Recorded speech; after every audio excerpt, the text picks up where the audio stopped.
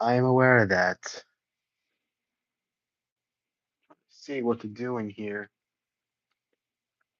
I don't have much going on here. I think I should go to the living room. Now that I think about it, I'll probably go over there. Yeah, I think the TV's off. Take a trip to the living room. With like, can I get my glasses? I mean, not my glasses. My mom's glasses. 'Cause I'm in her room right now. I shouldn't really be in this room. I should probably be. Drop the camera real quick. Probably, that's probably the dumbest way to start this episode off. Where the heck is the extension cord? So I have an extension cord in here, man. Okay, I'm going to plug it in right here, but I don't know if this work. It looks like it does. Well, I'll probably have to put the pillow right there, and then put this part right here. Let me. I don't know if that works out. I can't tell if that works out or not, but bro, I'm gonna delete that short. I don't know why it does that. I don't know why it does that. Is it because it disconnects to the fucking? It disconnects to the beats I have. It's probably that. Where the heck is the? Oh god.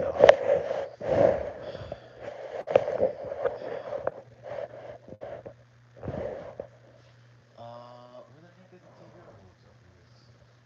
I'm trying to do something while I'm live streaming this podcast episode. Where the heck is the? Gotta get my ass up and try to find this freaking remote. Where the heck did? Oh, it's over there. I'm a blind motherfucker. Piece of shit. I'm trying to figure out a way to position this camera right, but it's not. The charger here is kind of awkward.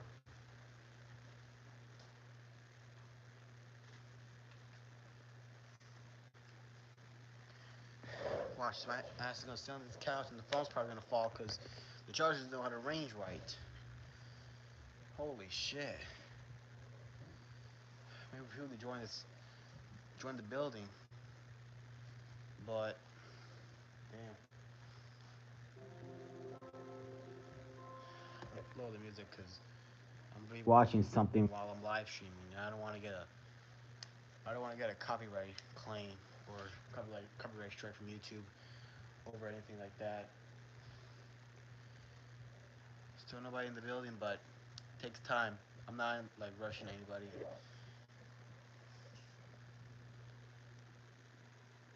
So the AC is gonna kind of bother, but I think I can make it work. Can make it work for the most part. Trying to fit my championship the right way. Kind of like it on my shoulder. I'm trying to go back and forth just in case I do get a notification from the chat. Yeah, a little bit of a late episode, but I didn't really make one Friday. I was pretty busy on Friday, and I wasn't like in a good mood. I'm still not, but um, I've kind of I've chilled. I've calmed down a little bit. I've said my prayers, and I've relaxed myself. So I'm in an okay mood today. I'm in a pretty okay mood right now. So yeah, I should have went live yesterday on because that's when I drop these live stream podcasts on some Fridays. But sometimes when things don't go well, you got to go either late or early, and I chose late, which was a Saturday night.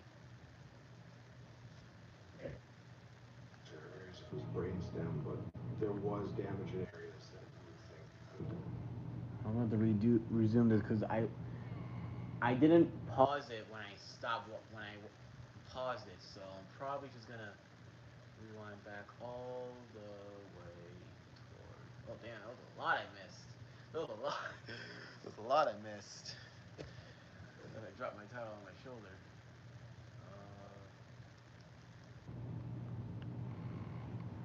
Dark Side of the Ring, probably one of the best TV shows ever watched. Even though some stories are disturbing, it's a kind of a time to watch whenever you're bored.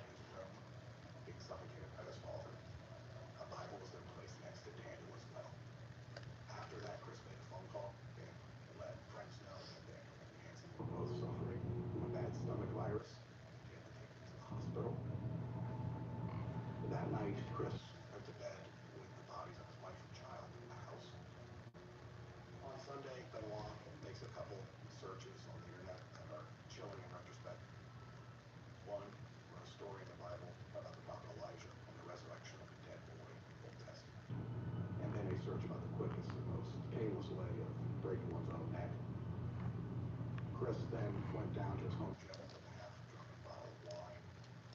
He went to his lap pull-down machine and took the bar off. He wrapped a towel around his neck. And he took the metal cord from the lap pull-down machine, put it around his neck. He adjusted the weights to 240 pounds, and then he released it. So it's a very bizarre scenario. It's a very bizarre weekend. And it doesn't leave a lot of answers. He was a guy, like my friend. Nobody expects their friend to kill their family. Like, what?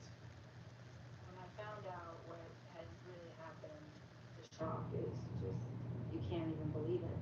He had put his knee in her back and essentially broke her back. I couldn't fathom how cruel and how much pain she must have gone through and how horrific that must have been for her. It was just unfathomable. Chris did give Daniel that, medication or prescription pills and suffocate him, like, shame on him. Daniel was innocent in all this. We were hearing other things come out about the circumstances of him putting the Bibles by their sides and having a knife that he had planted underneath Daniel's bed or something like that. Still couldn't wrap my head around it. Sounds so like some bad horror movie. If anyone that joins are wondering what I'm looking at, I'm watching TV right now. Feel free to chat right now, and I'll get back to y'all. Strangers. And to think that Nancy was dead for 2 days before Chris took his life, how was that even logical for this man who loved her so much? Later, it turned out that there was a Bible in the house, similar to the ones left by Nancy and Daniel's body, that Chris had left something akin to a suicide note, something along the lines of, I'm preparing to leave this earth. So Chris did leave a suicide note. He did know what he was doing. He was at least enough in his right mind to understand exactly what was happening, and was still considering whether he would go make a flight to go wrestle that night on international television. Good evening, ladies and gentlemen. We came up on the air with Vince talking. I've got to let everybody know what happened. Last night on Monday Night Raw, the WWE presented a special tribute show, recognizing the career of Chris Benoit. However, now, some 26 hours later, the facts of this horrific tragedy are now apparent. Therefore, other than my comments, there will be no mention of Mr. Benoit's name tonight. It was understood that we were not to speak of Chris, speak of Benoit, speak of anyone of that incident. And by that next week, Chris's name was erased from everything that was involved with WWE. I mean, when we did interviews, we were not to mention Chris Benoit. So that's something that was really hard for us to do, but because we all wanted our jobs, it was understood. I know WWE has kind of like erased his history from being in the business, and I can understand. I totally agree with what they did. Rather a crazy guy who murdered his wife or son. Give him the accolades for that. How was the funeral? Nancy and Dane. Can't even believe how sad. I was the WWE representative there, just me. It was a shits. We go to a funeral, people crying, and the kid's been buried, and I won't get buried for no reason. No reason to die. The WWE sent JR in a less than pool with him to remove 2 space. He wasn't welcome at the wake of Norton. It was all work. Just fake garbage nonsense. I could see work coming a mile away. That's what I saw, and I knew that was the truth. I felt like I was the most unwanted person in the building because I was a WWE guy. And I probably loved him as much as anybody there. Everybody was just a mess.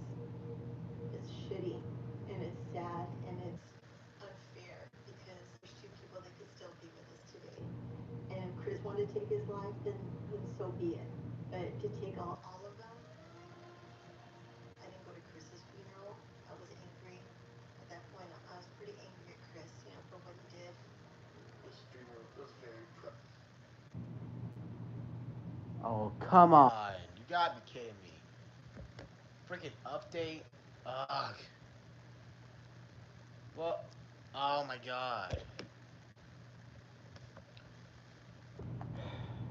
Always gotta be something that happens. 10 minutes in the stream right now, and something crazy just happened with the damn fire stick. Yes, I'm using a damn fire stick as a controller. Didn't know what the heck a fire stick was. I didn't know what it was until 2022. Crazy. I think it was 2020. Yeah, I think it was 2022. Because 2021, I didn't even know what the heck a fire stick was because I had Xfinity. Goodness gracious, man.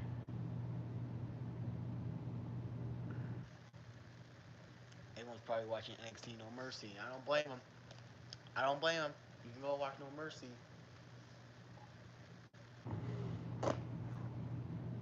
Okay, so software should be done. Done updating soon. It is kind of disturbing watching the Chris Benoit Dark Side of the Ring episode, especially part two, because it was just this. There's like disturbing stories of what people are saying, like what happened and like the aftermath. It is pretty disturbing to listen to, really. But For me, it doesn't really affect me because I get to learn like what happened and like it's not like confirmed what the actual cause of it was, but sometimes if you want to watch something that even though it's disturbing, it's kind of I don't know how to put it, but like fun. No, it's not fun to watch it, but interesting to watch. There we go. Something interesting to watch. Dark Side of the Ring kind of it's kind of like that thing. I've watched a couple. I've watched Dark Side of the Ring a lot of times. I watched some episodes on repeat, and I've recorded Recorded most of the episodes that I like. So definitely. interesting show for me to watch, and it's on Hulu too. So good thing that this TV living room has Hulu, so I can watch Dark Side of the Ring, and I could just do that while everyone is joining this live stream podcast, and they can feel free to talk, and I'll just get back. So Yeah, 13 minutes in, but like I said, I ain't in a rush. It could be a whole hour and nobody would join the stream in an hour, and I would still be waiting patiently because everybody's watching No Mercy, having a fun time, hearing that breaking news about NXT Invasion.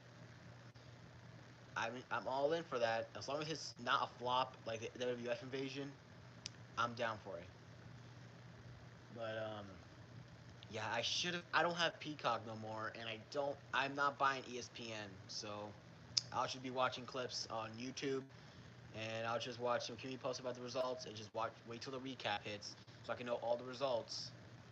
Because I'm not paying $30 a month for some ESPN stuff, and feel disappointed. Like WrestlePalooza was a complete letdown, except for the women's world title match, which was the best match of the night.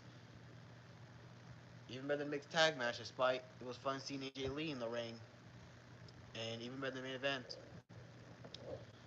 So, yeah. Street Private, we didn't tell anyone about it. That's when it all hit me right there, all at once. I was crying my eyes out. Who in the wrestling business provided care for you and your family after this? Is that a serious question? No, let's go first. No. Did anyone from the WWE ever reach out to you and your family? Chris Jericho and Chavo Guerrero. That's it.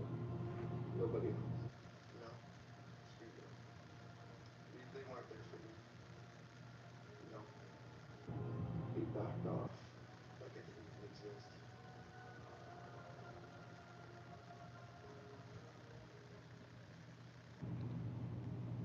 all right, ad time. Let's mute this because I don't want to get no copyright strike for these damn ads when I'm live streaming. And I don't really care if you live stream and there's an ad popping up, like if you're watching TV or something like that that includes ads, you might not get covered. I'm not trying that crap. I'm beating the TV right now. I'm gonna wait for another minute, 22 seconds for the ads to stop. Um, And about SmackDown, that botch in the end made me cringe. And I do not like cringing. I didn't even watch SmackDown. I watched a clip on YouTube. That botch should not have needed to happen. Like, if Nia Jax couldn't kick out, just count the freaking 3 count. You don't need to just do 1, 2, and then just stop the count like it was nothing. Like, I'm glad Tiffany retained and we can get Cargill and Naya out of the picture for a while and get new fresh talent on the roster to get a shot at Tiffany. I'm tired of seeing, especially Nia Jax. I'm tired of seeing her in the titles picture. I was fine with her NXT with Lash Legend. Like, give her that run and just get her away from Tiffany Stratton as possible. Like, give her away from the women's titles as possible. Give her like non-title storylines. You can't just put her into every single women's world title storyline with Tiffany Stratton. There's other women you could use. Like, damn, it's not that hard. Like, use common sense at this point. I'm getting sick of seeing Nia Jax in the title picture, especially Tiffany Stratton. Like, Tiffany beat Nia multiple times. Like, what does Tiffany need to do? Like, what does she need to do? And I get a feeling that they're gonna have her and Nia running back for like 20 million times after Crown Jewel hits. Like, ugh. Like, what do we need to do? I will say, Sami Zayn and Javon Evans, they tore the house down on SmackDown. Really tore the house down. It was so hard after the Dream WrestleMania was just non-stop, 24/7. Jack, we are talking about the strange and very sad case of Chris Benoit. I didn't even watch the news anymore. I didn't watch TV for months. Didn't even watch wrestling anymore. We're also told by the police here that there were instruments of death found, not instruments of murder. There's going to be an autopsy report, but there's an awful lot of confusion about how this happened. It really, really was the darkest time of my life. Benoit had an intense on-stage persona. He was nicknamed the Rabbit Wolverine, the Canadian Crippler. The couple actually met when her former husband drew up a script that put the two of them in a relationship. It made everything extremely hard. It made everything on the magnifying glass because CNN and Fox and all the news channels were at the gates. You know, a double murder suicide with a 7-year-old kid was news. But I think that there's a point where you really just need to let the family grieve. All I really wanted to do was to finish the nothing. The mainstream media's reaction was typical because A, they love a tragedy, and it gives them another reason to take a shot at a wrestler with a feel bad for him. Professional wrestlers are 20 times more likely to die before age 45 than professional football players. I think a lot of mainstream media looks down on wrestling as it is, as something's public enemy number one. Chris Benoit's diary is revealing new information about his state of mind. The wrestler wrote a series of letters to his best friend. At one point, Benoit wrote, "I'll be with you soon." Mike Benoit believes it's the diary of his son going mad. We just didn't understand this was going on at that time in Chris's life. I got a call from Chris's dad, Mike Benoit. My brother was so crazy. First thing he Put asked me my, why. my chair on the other side. So, father Because I'm stepped kind in of and annoyed that understand. some of the part Said here how it is felt. like Unfortunately, pushing she drove back forward, and died in Chris's fault. something like that. People need to understand that that was not him. But the person we knew, the person I loved with all my heart, my hero. The term's been being thrown around everywhere as roid rage. Some say steroid abuse is rampant at the organization, and everyone just turns a blind eye to this. The media's initial response to the Benoit tragedy was that this was a roid rage incident. Where do steroids stand in the bizarre Benoit death? Pro wrestling, when Chris Benoit entered it in the 1980s, was extremely discriminatory against people who were not 6 foot plus tall, who were not 250 pounds or more, and very, very muscular. My understanding is that Chris Benoit was using steroids when he was in high school. If anyone's in the stream right now, feel free to chat right now. I'm always gonna look back and forth on the phone and on the TV. So anytime you want to chat, I'm always in. Steroid abuse, Nancy definitely directly accused him of abusing steroids to the point that it led him to being an angry, violent, and unhappy husband. She said that the WWE's drug enforcement policy and testing regime was obviously nonsense. Something called the Wellness Program that alleged that it was testing every WWE wrestler to make sure they weren't using recreational drugs, performance-enhancing drugs, or steroids. I think at that time, instituting a wellness program like that, I think everybody was happy that finally some of these guys that needed the help were going to get help. I thought it was a great idea, anything to help talent, save guys from themselves. After Eddie died, the WWE's drug testing was super strict. It went through the roof. Like, you couldn't even take freaking aspirin, like a high-powered aspirin, unless you had like a prescription. And I'm not kidding. The drug testing is so strict. This rampant steroid was, dude, you can't. You can't go snort cocaine or smoke weed or anything. In practice,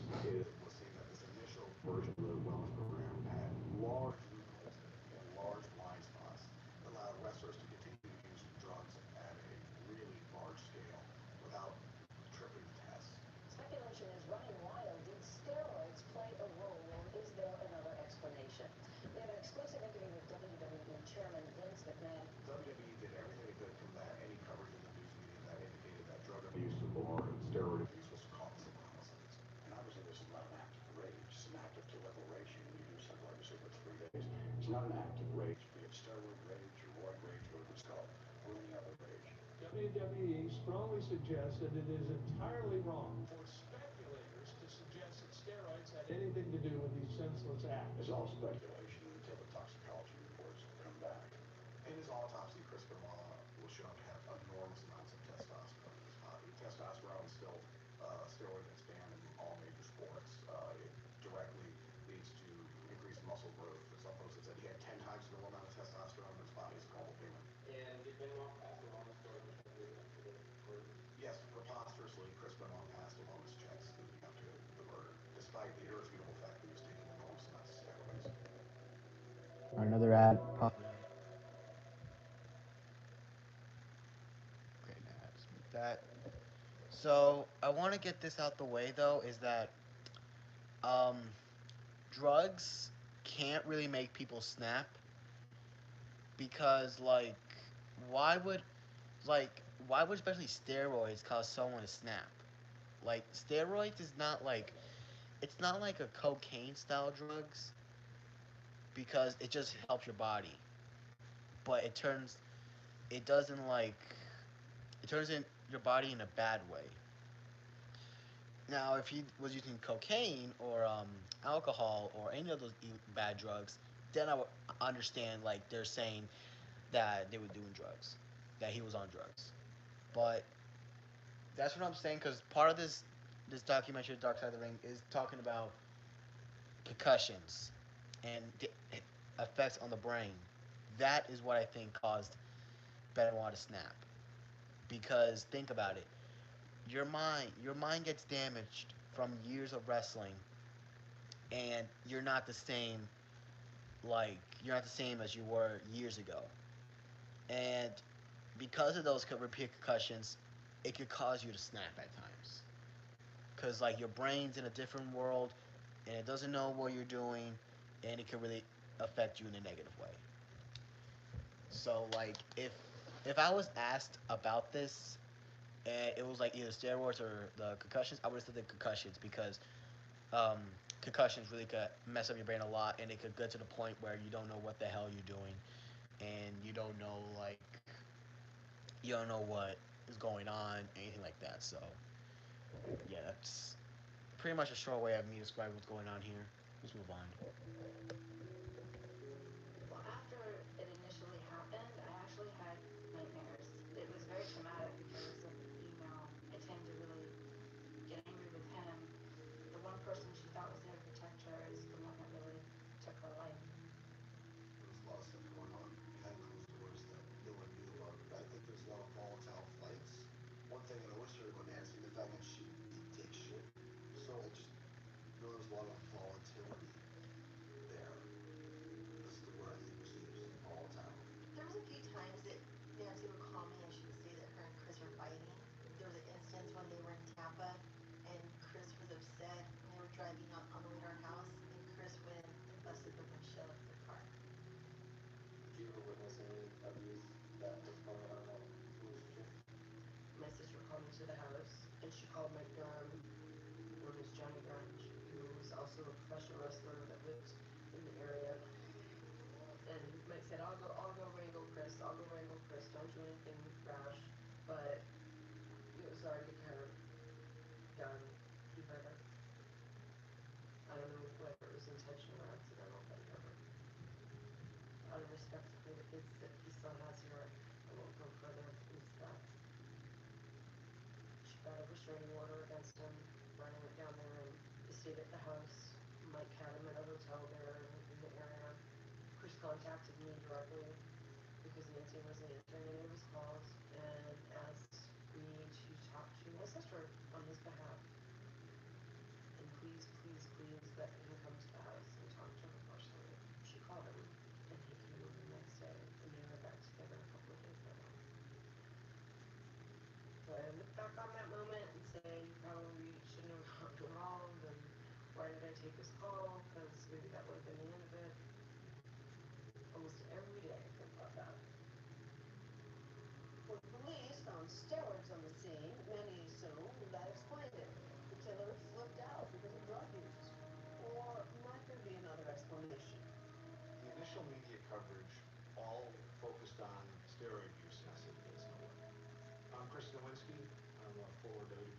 star, and now I am a neuroscientist running Concussion Legacy Foundation. My wrestling career came to an end because I had a series of concussions that I didn't quite appreciate what a concussion is. I never stopped performing until the damage was sort of too much. So I decided I would start digging into what else was known, and it became a book. Chronic traumatic encephalopathy, or CTE, is a progressive degenerative brain disease that appears to be started by hits to the head.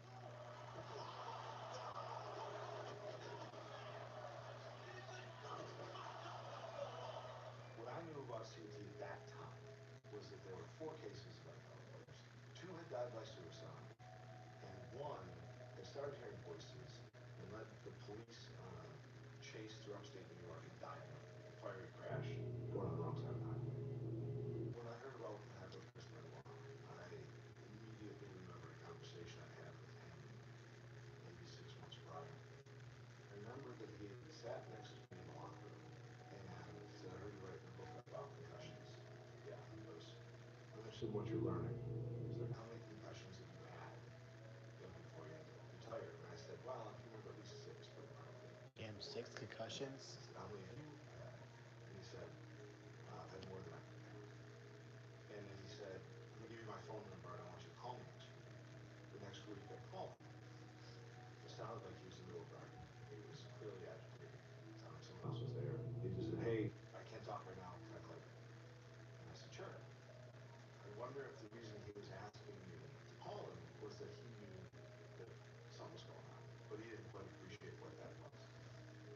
And so I decided that I would need to know if Chris had CTE. There was so much media attention, I really couldn't imagine his family answering the phone. But I said, I'll give it a try. And Chris's father answered on the second ring. He was in a state of mind you can imagine when you just lost your son and learned what happened. I told him my theory, and he immediately said, "Yeah, I want to see this done."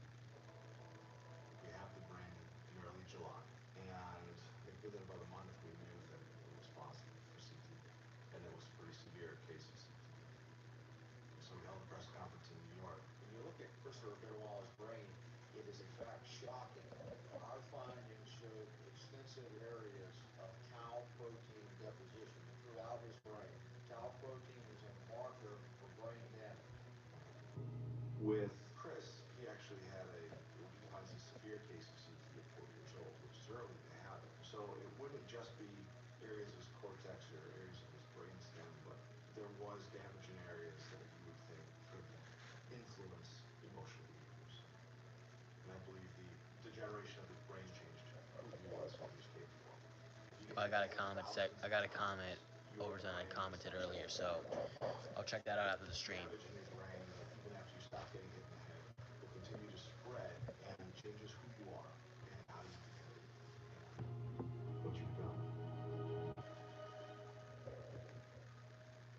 I feel like these parts just fly by quick.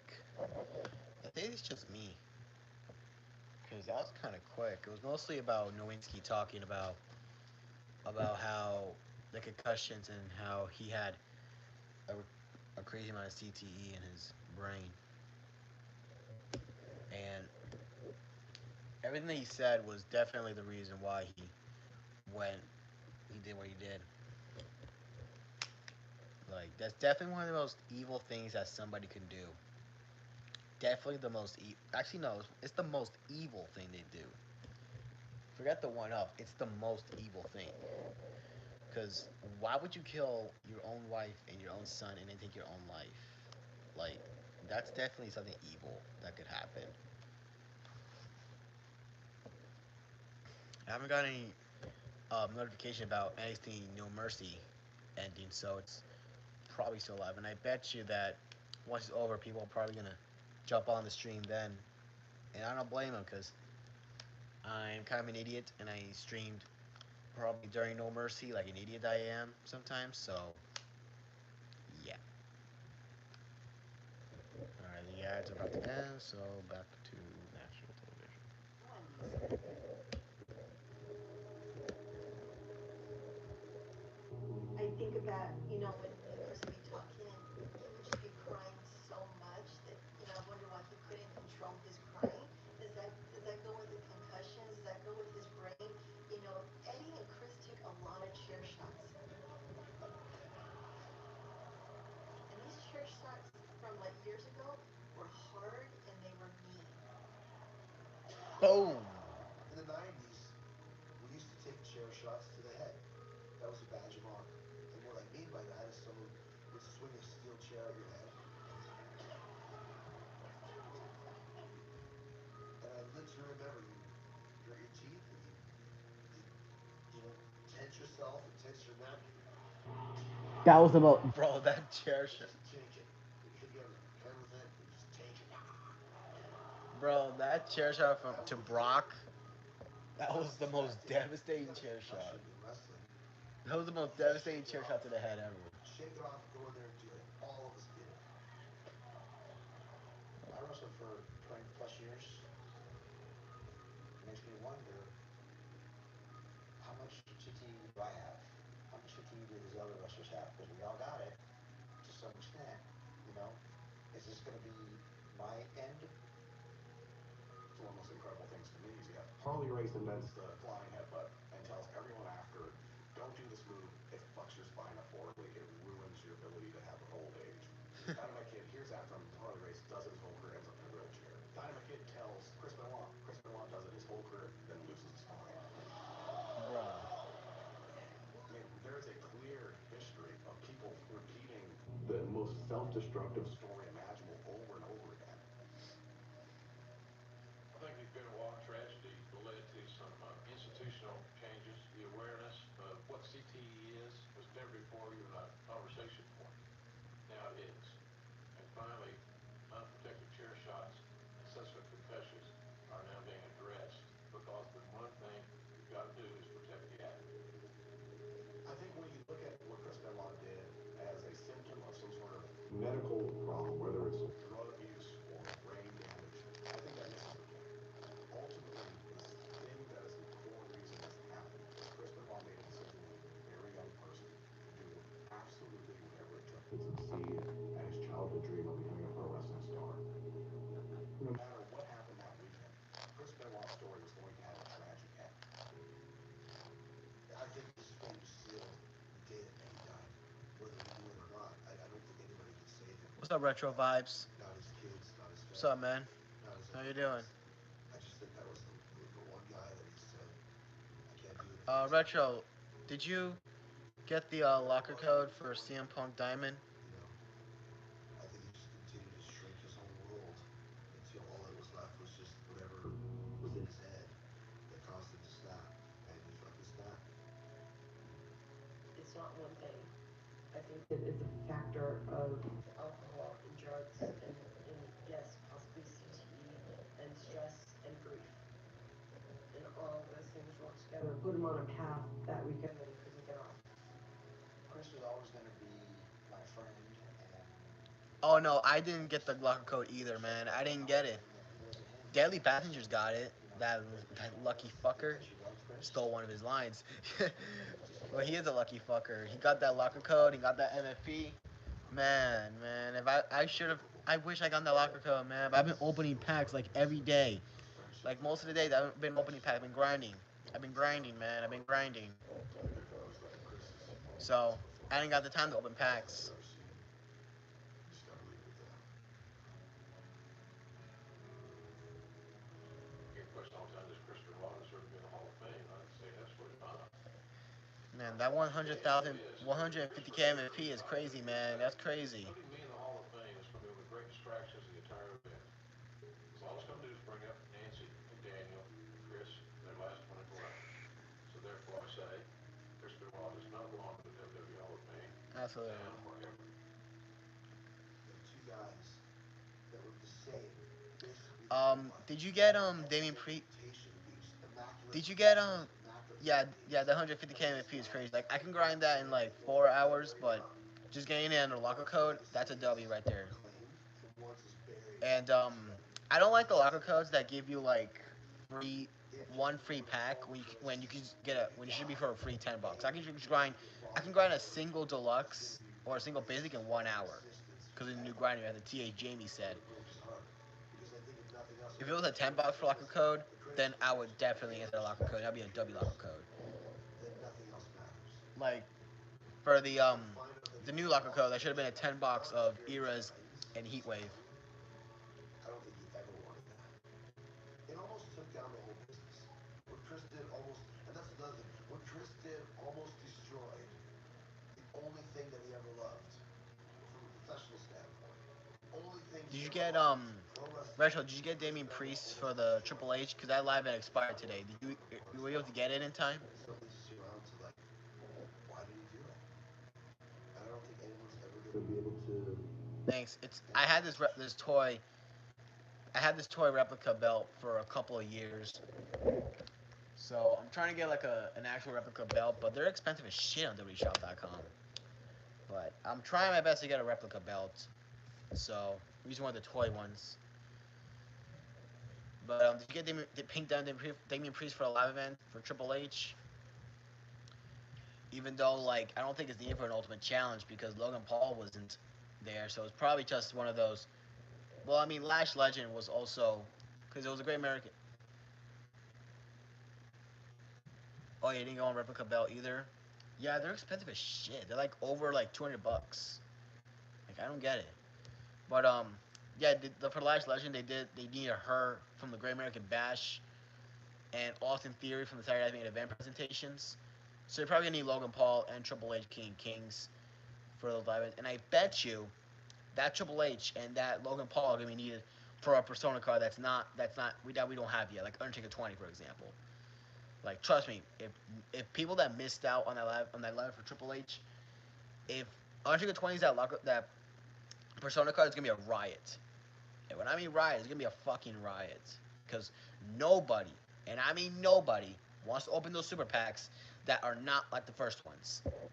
There's a reason why TA's Jamie did not. Oh, I talked about that botch pin early on in the stream. I talked about it earlier, and I'm gonna talk about it again. Completely unnecessary. That referee should have counted the 1, 2, 3, and not stopped at 2. Completely ridiculous, and it made that match bad. Like the finish was bad. Like the rest of the match was fine, but that ending was terrible. Terrible. Horrendous. You know, people will look at me different now because of what you did. People talking shit behind my back, looking at me different, getting bullied. Screw it. I'm defending my family. Yeah, I'm doing man, like everything. And that's that ruined that match, man, because that match had potential. nothing but nothing. Like, I'd rather watch Nia and Tiffany's like last woman standing match on SmackDown For a long time. than watch that triple threat, because All I I think did is not that like it. Nancy Rose. I didn't like the finish at all. She definitely deserves. I do feel bad with Jay Cargill though. That was a pretty brutal thing that happened to her. Unfortunate and the sad part about the story is that she needs to be remembered for a strong. I will say that Javon Evans is definitely getting called up to the main roster soon. He's definitely getting called up from that epic match with Focus Sammy. on that instead of That match really helped out Javon a lot. Fame all across the And board. I know that him and Leon Slater are gonna tear the house down because they're two motherfucking high young talent that are high flyers for the X Division title, possibly at TNA at NXT Invasion. She goes back to the They're ropes. gonna tear the Once house she down. stopped doing it, they walked Javon's gonna away. lose that match, but in the end, Before that, in exchange, he's gonna get called up to SmackDown. Nancy Benoit. Like I see a lot of Was that potential in so that Javon Evans. And in 2K25, I've been playing as him. Crazy move set. Love Javon Evans' move set. I like his high flying She was a moves. great mom. She was a beautiful friend. It's crazy. Nancy will always be the super star that she But is. yeah, I'm looking forward to. Also, I feel like Damien Priest and Aleister Black's rivalry is pretty underrated in my opinion. Like people are not. Yeah, I'm not getting Sami Zayn's title reign a lot. I like it. I like that it's paying tribute to John Cena's open challenge. I like that. I like that he's really improving more and proving these haters wrong. That he can work in the ring and he's not Hulk Hogan. I like Sami Zayn too. I know Deadly Paz doesn't like Sami Zayn, so I can respect his opinion.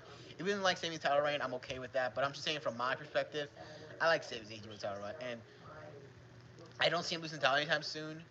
I see him holding on the title for a couple of months, but I do see him. I did say it on my first podcast, and I'm gonna say it again. Sammy is losing the title before the Royal Rumble, and then he's gonna win. He's probably gonna win the Rumble since it's in Riyadh in Saudi Arabia.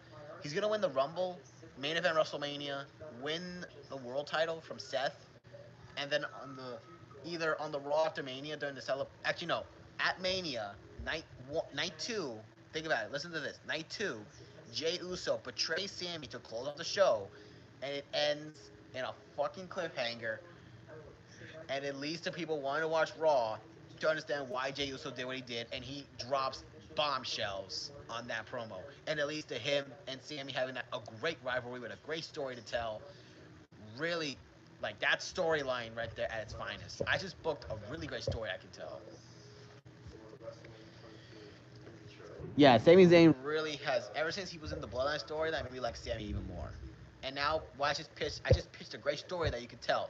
Even if Mania ends on a cliffhanger, it gives people reason to watch the Raw after Mania to see what can happen with Jay and Sammy. Around the house, taking pictures, up by the trees, But also, dogs. but also, Alice Black and Damian Priest, that rivalry is really getting slept on because people really should not. People need to understand that those two, you could tell they have good chemistry. You could tell that not Sammy, Alice Black and Damian Priest can have good chemistry.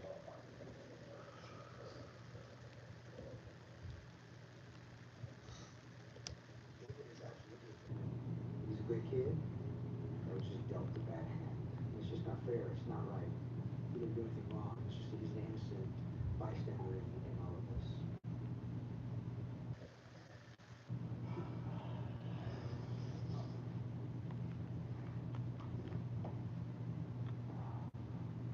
I've seen the news about Andrade, man. It sucked. Like Andrade really, if he was actually treated right, then well, I don't know if he was actually treated right. I think he was treated right when he was working. Him and Ray Phoenix had potential.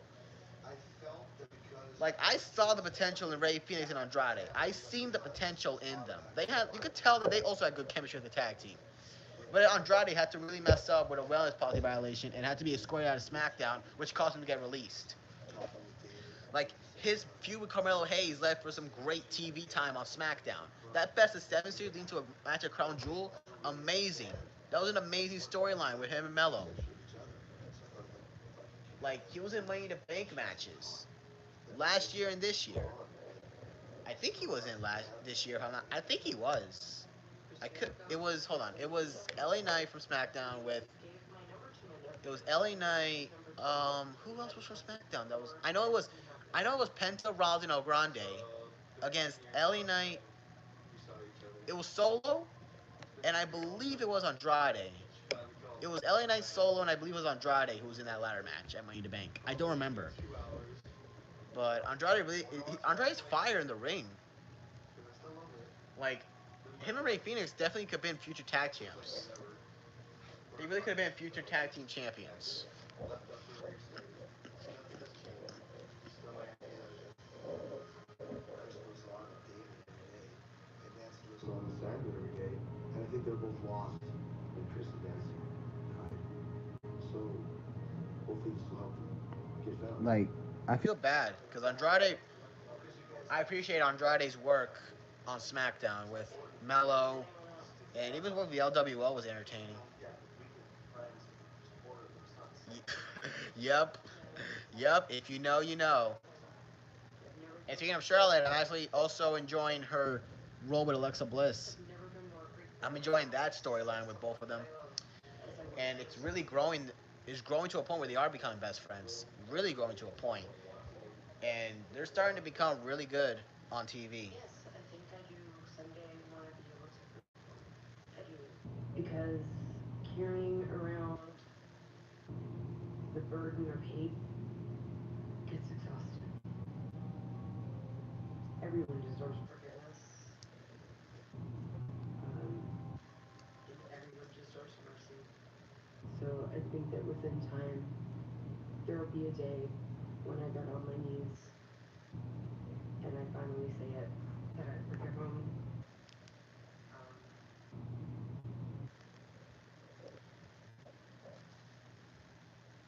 Possibly, maybe. I don't know. Honest, that's a really good question. Retro, because I could see I could see Charlotte turning on Alexa because Charlotte didn't want to be Alexa's friend, and they're really showing some signs of Charlotte the heel run. But I could also see Alexa turning on Charlotte and joining the Wyatt Six. I could definitely see that.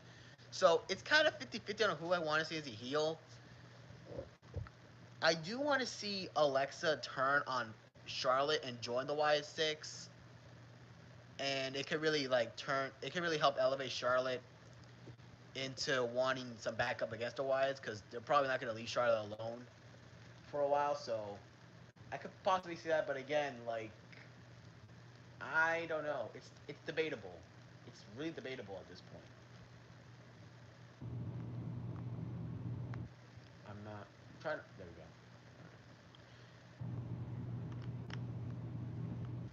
I do. I basically gonna say that Alexa's gonna turn on Charlotte. I can definitely see that, but I also could be wrong and see Charlotte betray Alexa. But because they did have a backstage segment on SmackDown with Alexa really being like how Charlotte is, like how Charlotte was back in 2016, 2017 when she was women's champion. Definitely can see that. Basically Charlotte just manipulating Alexa. I know that's probably not it, but I can definitely see that. But yeah, we got NXT Invasion coming up on October 7th. I'm gonna try to watch it on the CW. I have Xperia to stream, but I think it's only on this TV right now, so I'm probably gonna see his last match against. That's another good one, cause I don't want. I feel like it's gonna be. I feel like it's gonna be Gunther, and I don't want it to be Gunther, cause Goldberg was Gunther's last opponent. Gunther was Goldberg's last opponent. And I don't want Gunther to always be that legend. Like, I don't want to be AJ's last opponents. Like, maybe, maybe like a rising star like Carmelo. Yeah, I could possibly be Edge because of that tease on AEW Dynamite. That probably could be that. I've heard rumors about it. It could possibly be Edge, or it could possibly be a rising star like it could be a rising star like Carmelo Hayes, or Penta, or The Miz. Like I could see it be one of those rising stars, or even stars that want to have a last match.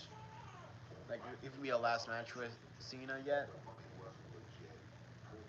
But John has like 5 dates left.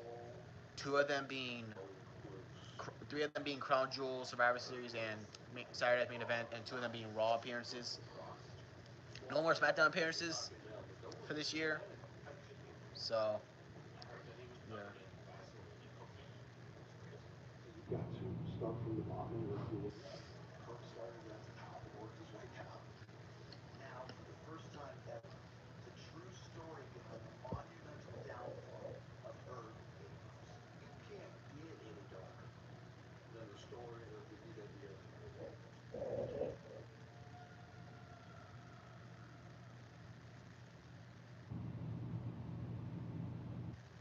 By the end of the 1980s, the WWF dominated professional wrestling.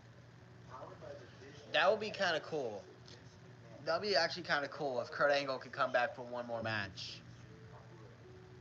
That would be actually kind of cool. That'd be a way better final match than him with Baron Corbin. And I like Baron Corbin. I actually liked his work as a babyface on SmackDown before he got released. When he was feuding with Apollo Crews, it's kind of like the Andrade thing, where you put two people that are tag team partners, and one of them gets released, and the other one just goes into singles action. Apollo Crews is also injured too, so wish him the best in his recovery. And Baron Corbin, I think that was the first time he ever turned babyface, and he was really getting cheered by the crowd. Like Baron Corbin should not have been his last. Okay, so No Mercy has ended, so I'm probably gonna have people in the. I'm probably gonna get people in the building So yeah, I started the stream a little bit earlier than expected because I'm an idiot at times. But again, sometimes I just start to stream when I feel like it. Yeah, I feel like Happy Corn was a little slept on, honestly. Like I get it that like, it didn't really go anywhere, especially when he was with JBL. That didn't go anywhere either. But you could tell that Baron Corbin really was putting in the work in the ring. Like he was really good in the ring. Like I like the story with him from 2021 when he was sad Corbin to like when he was happy. I like the story with that. And I feel like once he went to NXT, it really helped his character elevate to higher. It really helped elevate his character a lot. Like even though he only won the NXT Tag Team Championships, it really was better than nothing. It was really better than nothing. So my favorite run of Corbin was definitely the Lone Wolf run in NXT from 2023 to 2024. I only watch clips on YouTube because I don't really watch that much TV of wrestling. But I think that show is really good. It really is very interesting to watch. It's way better than Tough Enough. Way better than Tough Enough. Way better than Tough Enough. I'd rather watch that than Tough Enough. Because you're actually getting legends that actually are veterans in the ring to help the new talent. Really good. And yes, I would definitely, when I get the free time, I will definitely go and watch season one, and I'm probably gonna watch season two. I'm really left behind because I've actually been grinding my faction, and I've recently been playing GTA San Andreas, the definitive edition. I got the GTA trilogy a few days ago. It was $24, and I'm like, you know what? It's more than 60% of a sale. If it ain't broke, don't fix it. So went ahead and took advantage of it and got it. I'm playing GTA San Andreas right now. I'm gonna play GTA 3 afterwards and play Vice City. I'm not like 2K Pun or Daily Passengers that actually records gameplay and has a face cam. So I might not be able to upload gaming content of GTA, but trust me, when I get better a proper setup and proper like technology, well not, I think it's technology or something like that, to have like a gameplay and then the face cam on the bottom, I'll be making some good content. I could try to, but again, retro, I don't have the technology like 2K Pun or Daily Passengers. Like they're on PS5, and I don't know how it is on Xbox. How do you do that on Xbox? But I share a room with two of my brothers, and it's gonna be hard for me to do a stream like that. But trust me, very soon I'm gonna have that technology, and I'm gonna do my best to do streams like 2K Pun and Daily Passengers, where I have gameplay and then a face cam like in the corner. Oh shit. Face cam in the corner. I think yeah, my phone's good battery. I can take off the charger. Okay, good. All right, there we go.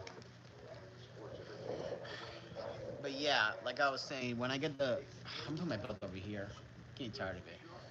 But yeah, this, when I get the new, when I get some new technology in, I'm dropping some good streaming gameplay. I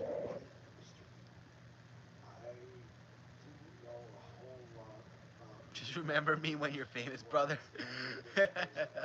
I see. I remember that. Oh, trust me, I will become a famous streamer soon. I'm probably, by the time I get that technology, I'm going to Vice City. I'm gonna be playing GTA 6. Probably some streams on that. I'm probably gonna get record views on the story of it. I'm probably gonna do a story. Might do a little bit of online, but I'm not. I'm tempted to buy 26, but I'm probably not on my Xbox. I am getting the Switch 2 for Christmas, so I'll probably if 26 is on the Switch 2, I'll consider buying it on the Switch 2. But if it's not on the Switch 2, then I'll probably just get 2K25 on the Switch 2. I'll probably just get that game on the Switch 2 because I like 2K25. But it's just that 2K has just been pretty greedy with my faction and in the island.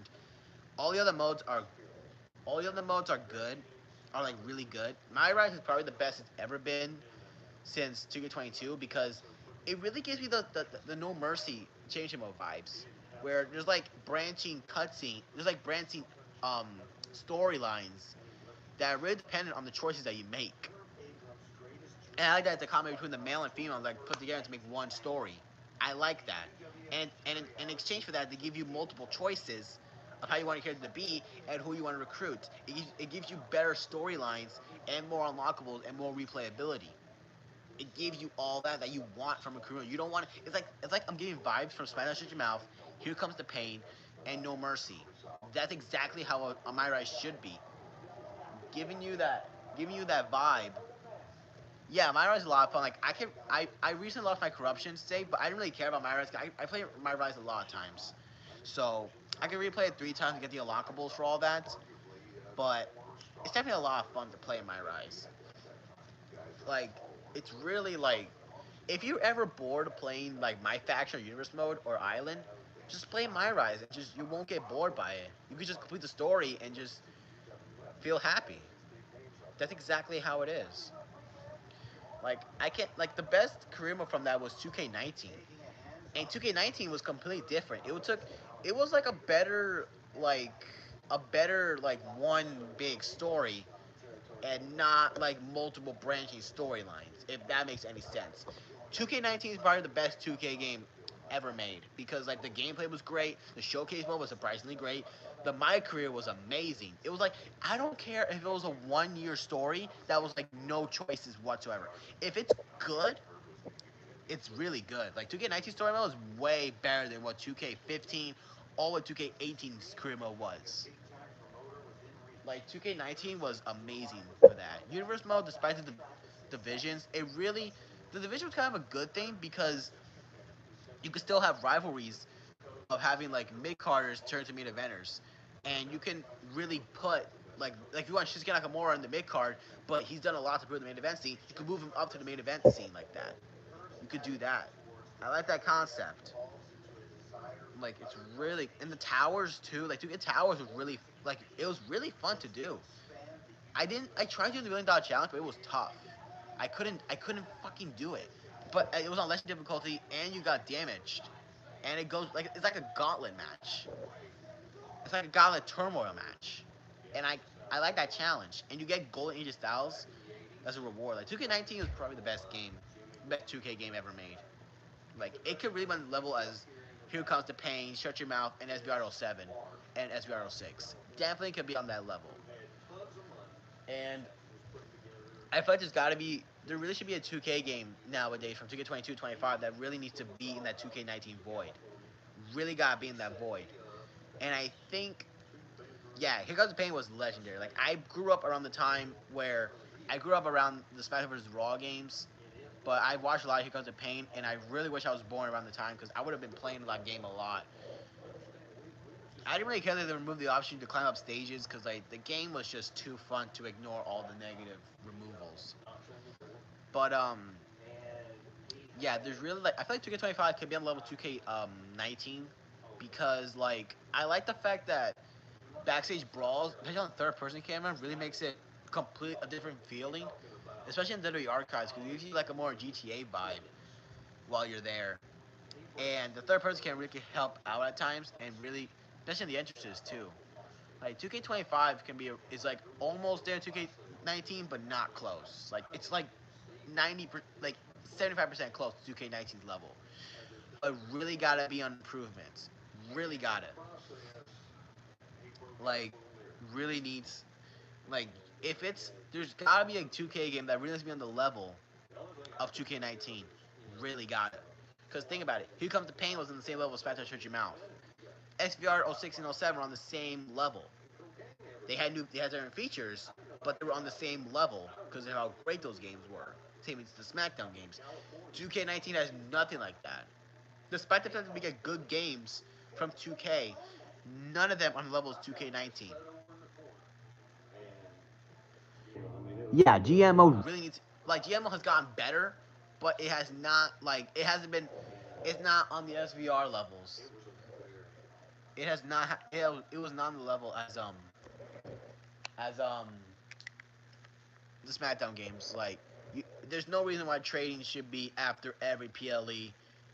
There's um, there's no reason for the morale and the stamina to be like random, and there's no reason why people's contracts should be permanent, where you can just sign them for anytime you want. Like, there should really be something like that. GMO is great in 25. Like, I like it, but it really needs more improvements before it be perfect. Um, yeah, a lot of people really don't have high pick 26. I don't either. They're probably not gonna add anything new. They're probably gonna just revamp all the game modes. They're probably gonna add some new big like city mode. They're probably gonna do all that. But like, who's pre-ordering 26? I know TH Jamie is not. I can guarantee that for a fact. He's not doing that shit. He can't support this crap. He can't support. Like nobody of us can support it. See, this is the thing. This is the start of the downfall of the 2K community, and it's all 2K's fault because they make some stupid decisions that really impact us as content creators. That really just can't make more manufacturing content for this game and going forward. There's a reason why some of us are gone, and or some of us has just not been making other manufacturing content. Like there's a reason for that because 2K wants to be greedy and not let us play the game how we want it.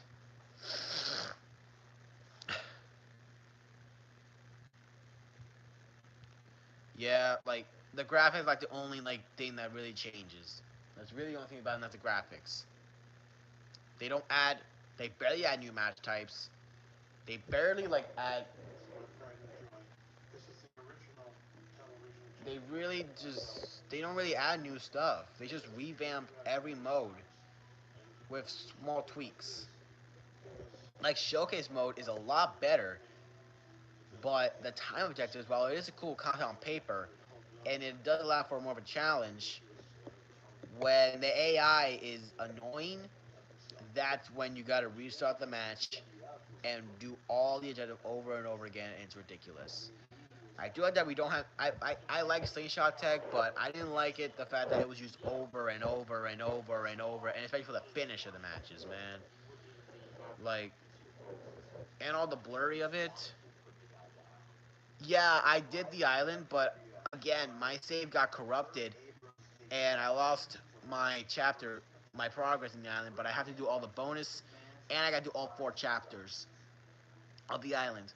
That's a lot of hours of grinding for me to do, and I do have the unlockables, but I still got to replay the story in order to get to chapter 5, which looks to be the final, chapter, and is where you have to get into a story of Roman Reigns in every single section. So I am looking forward to that.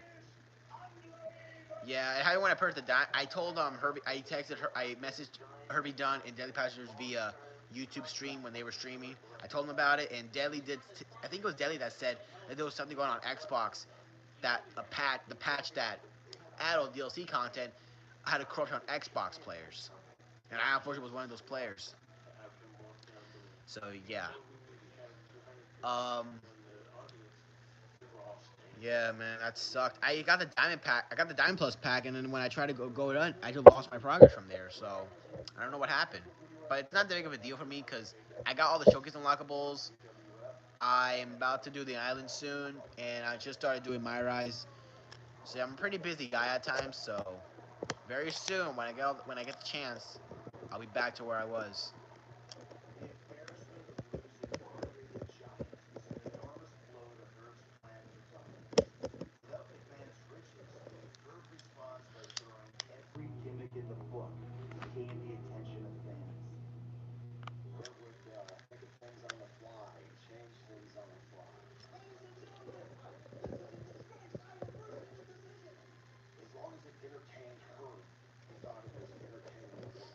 The funny thing is, Scott, I told you I never heard any of this so that maybe things could. I want to play back. I don't think he had the knowledge, that really took his style. If you don't understand the psychology, if you don't understand how each guy works, what their strengths are, what their weaknesses are, how to put them together, who they work the best with, then you're never I'm going to be successful. Florida guy in However, America. Herb turns to yet another new Oh, strategy to another attack thing. WWE. Did you check my community post? I recently just posted the next round of the Halloween live stream party qualifying round. I put in all the achievements of this wrestler. I gave y'all the hint. Did you, Brento, did you figure out who that was? Because I have not gotten a comment on who. He was writing the checks, so I'll get to that. I'll talk about that in a little bit. But again, with the community post, I just posted up the Halloween qualifying bonus round. Well, not bonus round. Halloween qualifying round. Were you able to figure out who that was? I gave the you guys a hint, and that was that he was a Hall of Famer.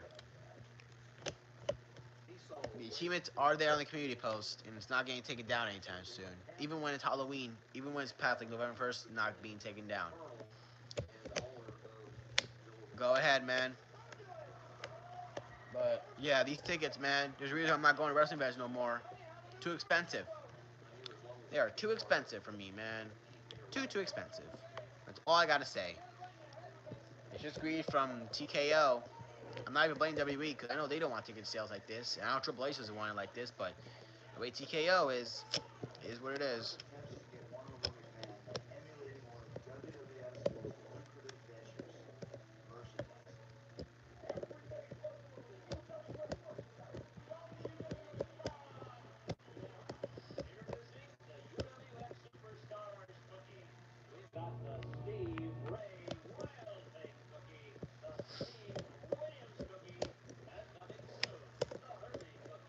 Herbie cookies.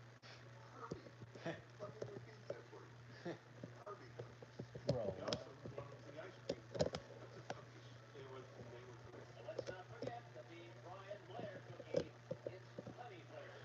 Herb is in desperate need of a power play as television contracts start slipping away. When I heard that Herb was putting up big limits, I went to his home. This was proven by the WWF. This proved by WCW history.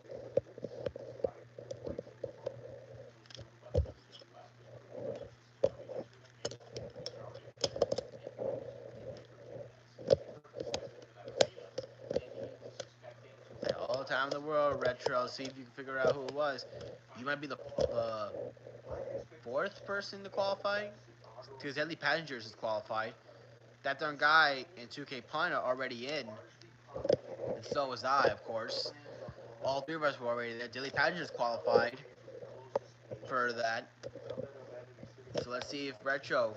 Let's see if you can WWF. qualify for it.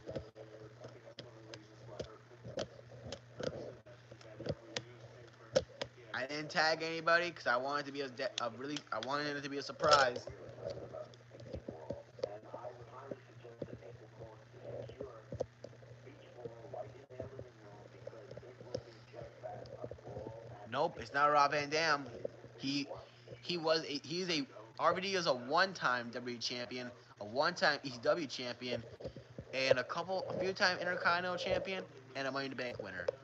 This wrestler did not win Money in the Bank. I knew him He only won. I will say this. I should have put this in the hint.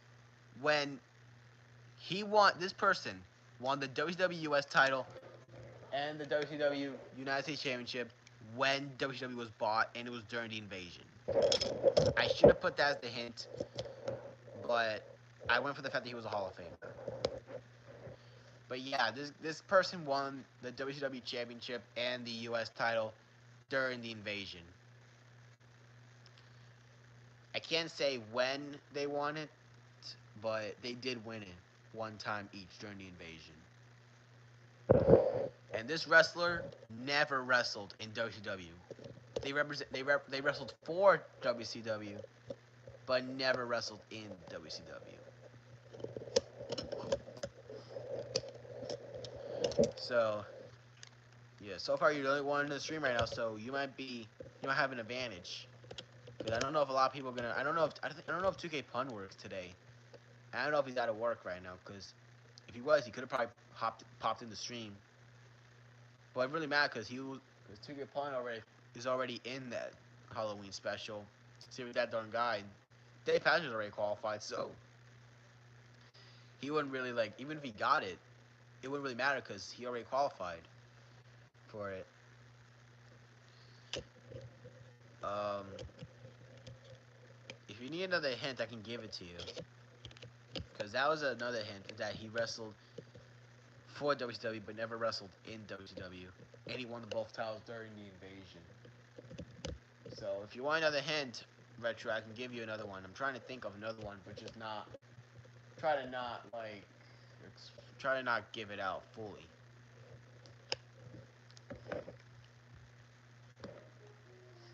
With the UWF's first pay-per-view event just days away, promoter Herb Keep Abrams thinking, said man, he'll because I know some people are gonna pop in the chat in the stream right now. And they're probably gonna wonder what are you trying to do. And I'm gonna tell them. people that work hard, play hard. That was Herb I'll Abrams. be telling them what I got in mind. Um, obviously, it was cocaine.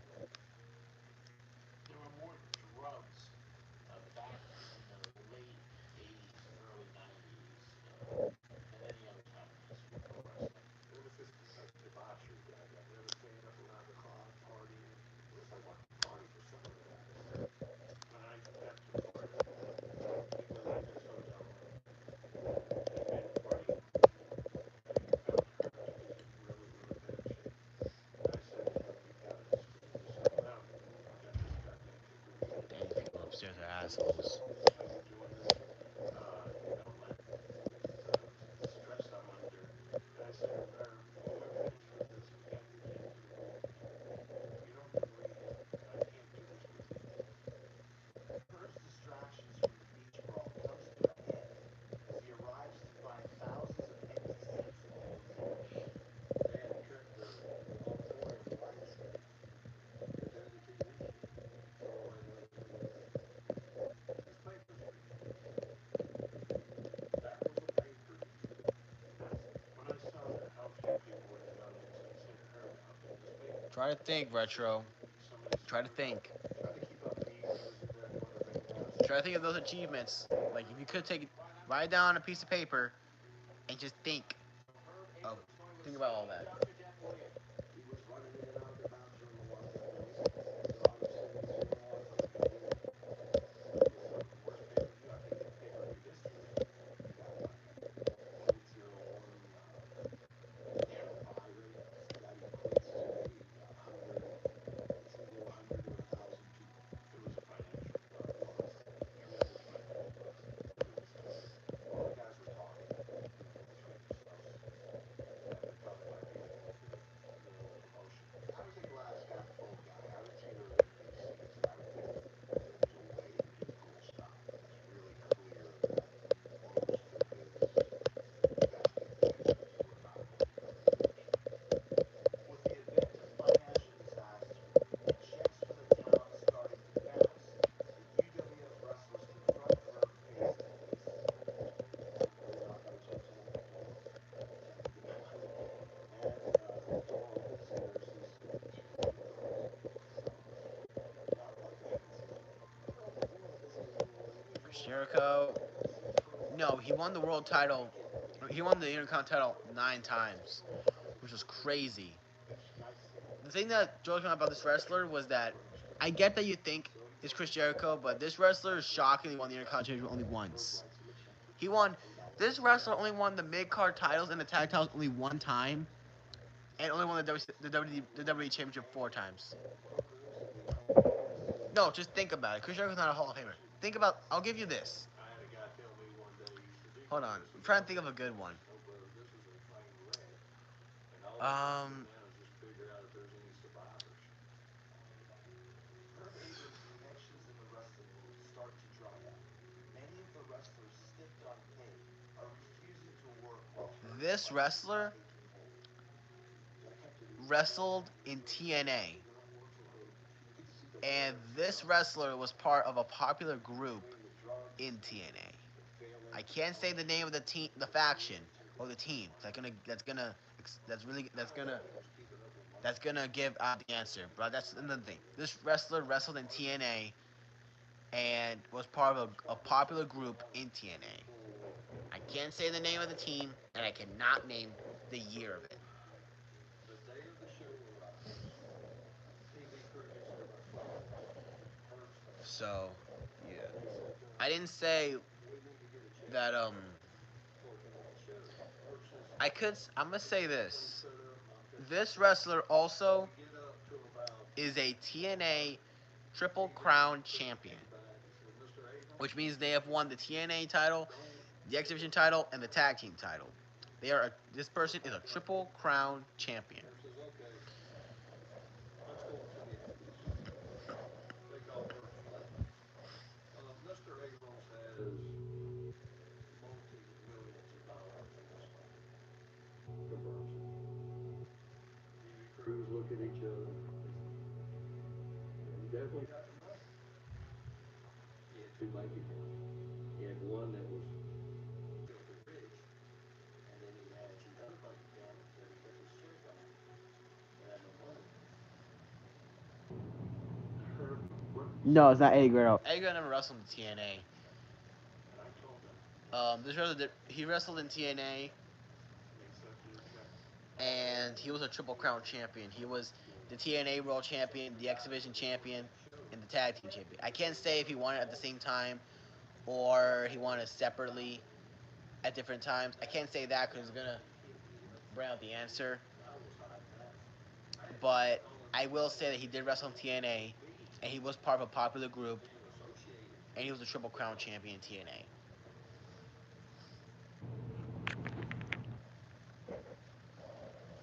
That's what I'm gonna say.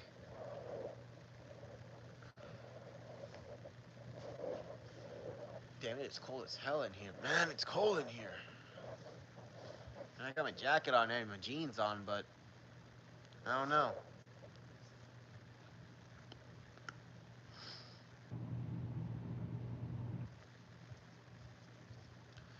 It's definitely a challenge, and I like that. That I made it kind of a challenge because it makes it interesting. Like people are trying to be the first one to guess it, so then they can earn the qualifying spot in the Halloween party that I'm planning for October 31st. Definitely gonna be very interesting to say the least.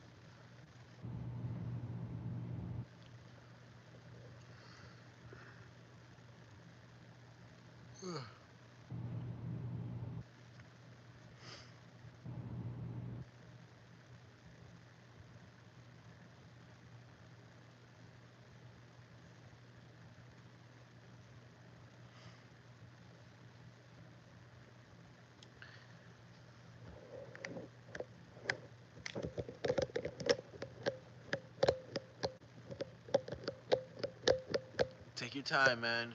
You got someone else in the stream right now, so if they didn't, if they're not a qualifier member of the Halloween party, they could take advantage of this guessing game. Unless it's Deadly Passengers or 2K Pun or That Darn Guy. If it's one of those three, then you're okay because they're already qualified for the Halloween party. So if it's one of them, it's okay. As UWF leader Kurt Abrams is now forced to promote shows in smaller towns, his party lifestyle grows more intense, and his grasp on reality begins to slip. He would get in this paranoia state where he would swear that there was someone with a bug, in his hotel room. I said the paranoid several times. And he goes, what's wrong? He goes, just they're around the corrals. I think they're outside. I said, who? He goes, they're watching us. I said, who? He would never tell me who it was. I don't know who he thought was recording him, whether it be the police, whether it be the bookers, whether it be the pimps. No one's spying on you. It's the drugs talking. He would go through the furniture and look for microphones or cameras Oh, shit. and tear the furniture up, just tear it to bits. For some reason, he had a fascination with cushions. And if there was a zipper, he'd open them up and he'd just start ripping through them. I mean, he'd just rip them out. And when that was ripped out, he'd go to the next one. All the fingers would have been all in the clothes. Yeah, they wanted everything. That paranoia thing, uh, it concerned me because there was some truth behind Yeah, some of do it. more. Do what you gotta do, man. Do what you gotta do to earn the qualifying spot. Do what you gotta do. I will let anyone that wants to do research slide on that because they're doing their because you gotta do your best. If you can't just guess it, just research it. It's not cheating. It's not cheating. Trust me, it's not. Because you're trying to be the first person to say who his wrestler is, and you gotta do anything for it.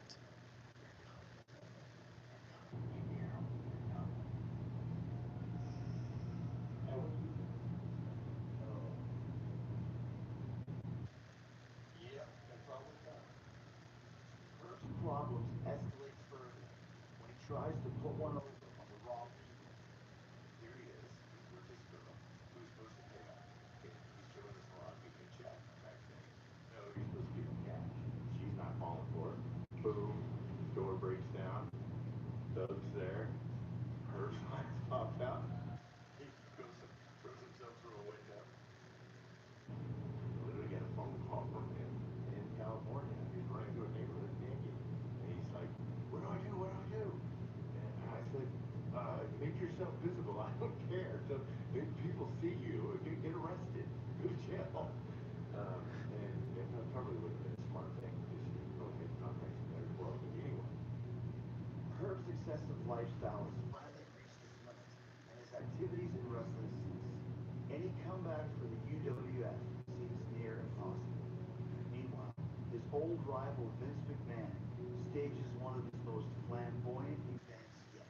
The spectacle of WrestleMania 9 shows Las Vegas casinos that wrestling can be a huge draw. For her, it opens the door to a golden opportunity in the city of second chances. His first event in over a year, the Blackjack Brawl. What better way to showcase your product than in one of the preeminent locations in Las Vegas or in the world for that matter? For her to pull off the MGM Grand, it's a wager city, it's a betting city, so obviously you got somebody to take the bet. That was his deal. That was his motif. That's what he did.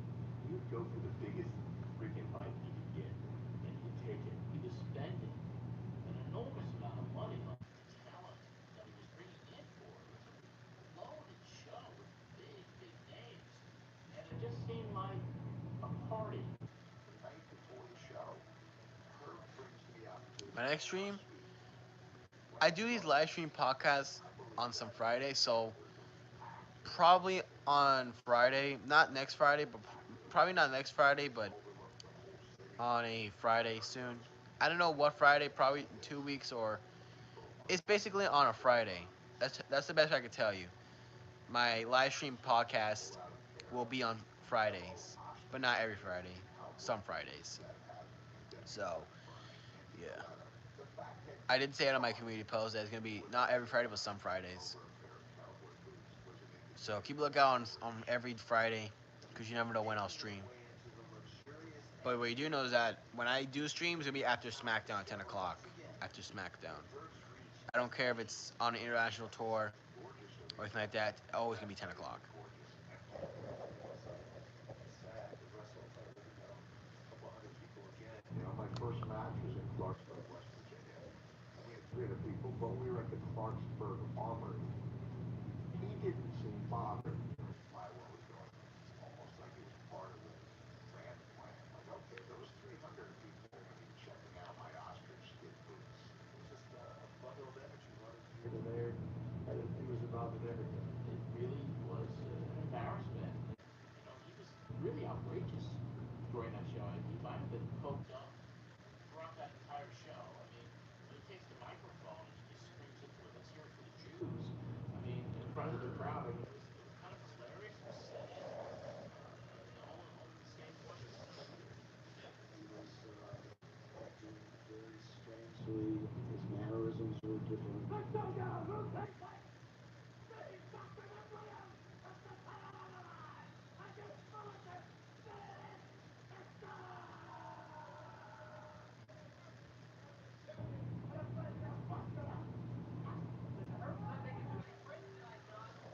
He was twitching and I bet. jumping and such, so they all knew he was high. On that night, I I got bet I'm gonna end the stream anyway. So my idol, Jimmy Snuka. And when Jimmy this was Snuka episode 2 of started the getting the into Sten Talk podcast. The final boss 16,700 is out. XP6